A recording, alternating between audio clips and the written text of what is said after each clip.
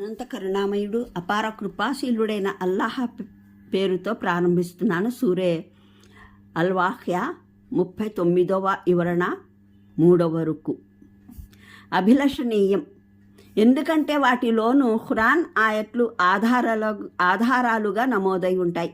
కొందరు హన్ఫీ ఫిఖ్హ్ ప్రకారం గ్రంథంలో ఖురాన్ వచనాలను రాయబడి ఉండే చోట మటుకు వుజూ లేకుండా ముట్టుకోవడం సరైనది కాదు. మిగతా మార్జిన్లో ఏమైనా రాసి ఉన్నా, ఏమి రాసి లేకపోయినా, లేదా వివరణలు ఏమైనా రాసి ఉన్నా దాన్ని ముట్టుకోవడంలో తప్పులేదు. కానీ వాస్తవం ఏమిటంటే మార్జిన్ కూడా గ్రంథంలోని భాగమే. దాన్ని ముట్టుకోవడం గ్రంథాన్ని ముట్టుకోవడంతో సమానమే. పోతే ఖురాన్ని పఠించడం అది వుజూ లేకుండా ధర్మసమ్మతమే. ఫతావా అల్ మగ్రీలో పిల్లలకు ఈ ఆదేశాన్ని నుంచి మినహాయింపునివ్వడం జరిగింది.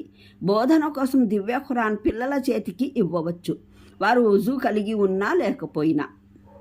షాఫీ పంథాని ఇమాం నవవి అల్ మిన్హాజ్లో ఇలా వివరించారు: నమాజ్, తవాఫ్, కాబా ప్రదక్షిణల మాదిరిగా దైవ గ్రంథాన్ని, దాని కమ్మను దేన్నైనా వుజూ లేకుండా ముట్టుకోవడం హరాం, నిషిద్ధం. అదేవిధంగా దాని బైండింగ్ని ముట్టుకోవడము నిషిద్ధమే. మరి ఖురాన్ ఏదైనా సంచి గలేబు పెట్టెలో ఉన్నా, లేదా ఖురాన్ పాఠం కోసం దాని భాగం ఏదైనా పలకపై రాసి ఉన్నా దాన్ని ముట్టుకోవడము ధర్మసమ్మతం కాదు. అయితే ఖురాన్ ఇతర సామాగ్రిలో ఉంచినప్పుడు, లేదా వ్యాఖ్యాన గ్రంథాలలో రాసి ఉన్నప్పుడు, లేదా నాణెంలో దాని ఏ భాగమైనా రాసి ఉన్నప్పుడు దాన్ని ముట్టుకోవడం ధర్మబద్ధమే. పిల్లవాడు వుజూ లేకుండా ఖురాన్ని ముట్టుకోవచ్చు. వుజూ లేని వ్యక్తి ఖురాన్ పఠిస్తే కట్టెతో లేదా మరే వస్తువుతోనైనా దాని పుట్టను త్రిప్పవచ్చు. మాలికీ పంథాను అల్-ఫిఖ్హ్ అలల్ మజాహిబిల్ అర్బఅలో ఉటంకించడం జరిగింది.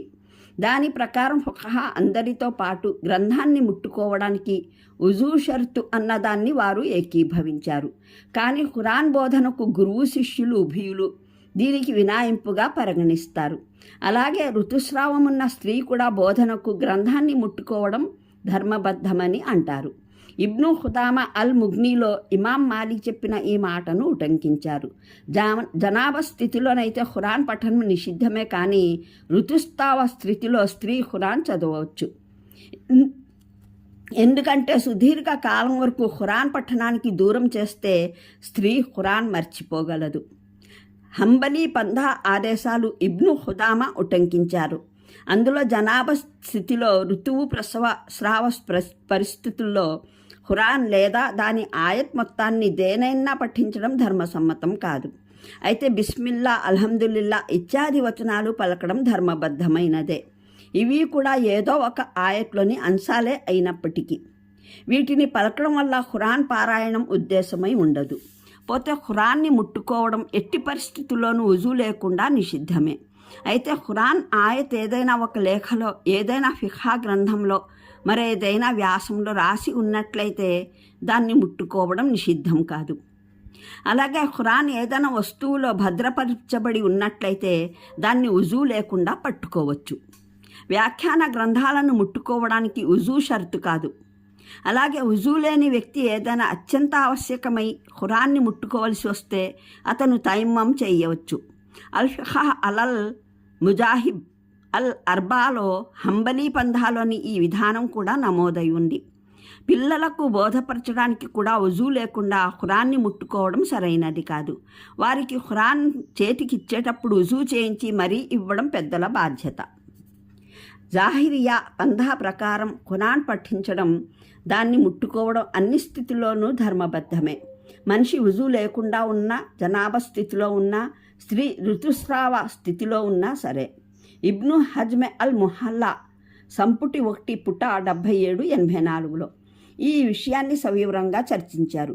అందులో తమ పంథా సరైనది అనడానికి ఆధారవాదనలు పెట్టారు.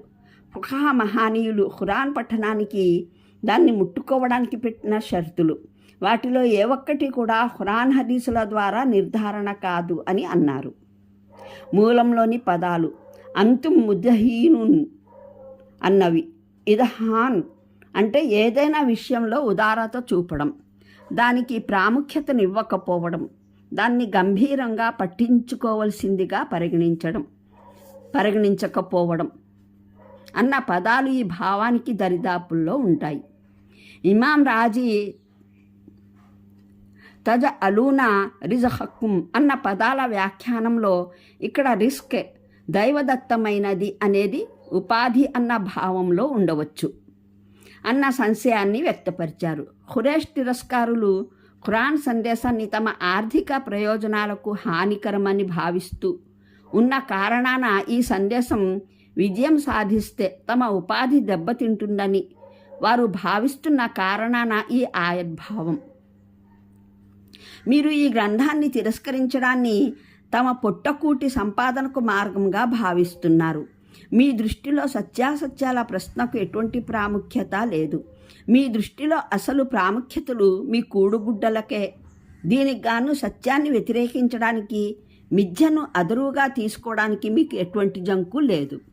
హజరత్ ఉఖ్బా బిన్ అమీర్ జుహానీ ఉల్లేఖనం ప్రకారం ఈ ఆయత అవతరించినప్పుడు దైవ సందేశహరులు సల్లల్లాహు అలైహి వసల్లం దీన్ని మీరు రుకూలో పాటించండి అని ఆదేశించారు. అంటే రుకూలో సుబ్హాన రబ్బిల్ అజీమ్ అని పలకండి అని భావం.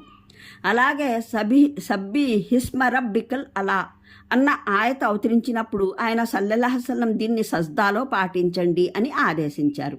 అంటే సుబ్హాన రబ్బిల్ అలా అని పఠించండి అని భావం.